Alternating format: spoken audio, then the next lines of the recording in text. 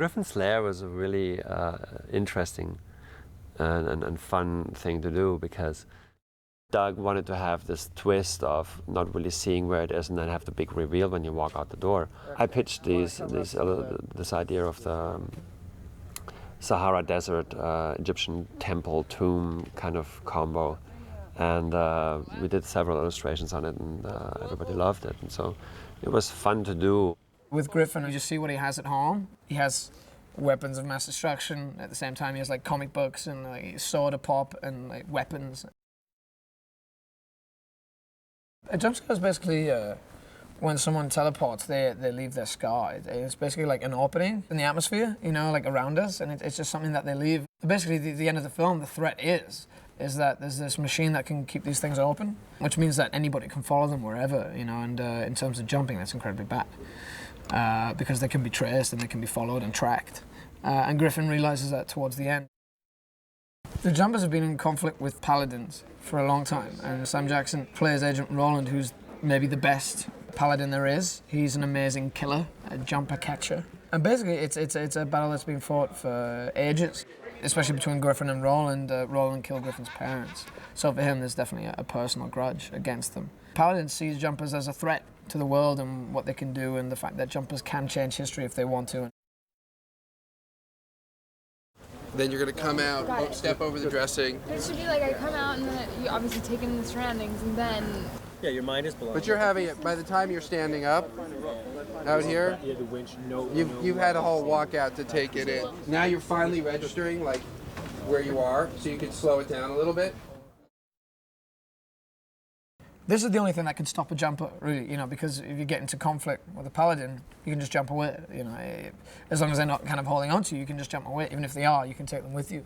But this is something that stops you from jumping, because this is basically fired. It catches onto you, and then the base of their baton basically stabs into the ground, so you're grounded, and there's an electric charge which goes through it, which means that no matter what, you can't jump. Simon Crane has come up with some interesting ideas, and in terms of the fight sequences, how we use this, and what can be used with the idea if you do get tethered, what happens if you jump while you are tethered and stuff. We have a fight sequence in there, and so the space, when we were designing it, had to provide enough space to do this kind of stuff, to give Simon Crane enough space to move his people around, to do, once you know that you're going to have a flamethrower effect in a set, you're going to plaster over the walls so they have a lot fireproof, everything has to be sprayed.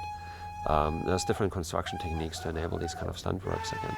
Jamie actually got to show up to set some days, and they would hand him a flamethrower, and he actually got to shoot a flamethrower, which I was a little envious of. But you know, I was on set sometimes, you know, from the aftermath of the flamethrower where most of the set was on fire. With Griffin, as much as he seems like such a wide, varied, irrational character, he knows exactly what it is he wants. He's frantic, kinetic kind of energy that he has. And I think you see that in his jumping, especially in his fight sequence stuff that we do. His jumps are just very violent all the time. Griffin sort of jumps to London and jumps on a double-decker bus, which essentially I guess the rules go that as long as you're holding it, as long as you're riding it, if you're in it, you're on it, you're grabbing it, something, you can take that thing with you. There was a full-size double-decker bus that was rigged up on a crane. It was essentially up to us to add that bus coming out of no place and all of the sand and things getting kicked out. 2, 1, stop!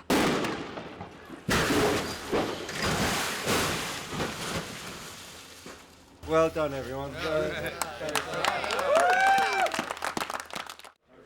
Sam just manages to bring, there's just a sense that this guy is unfazed by danger. You know, he's the ultimate smooth guy. You know, like if Clint Eastwood was a paladin, you know, that would be Sam Jackson.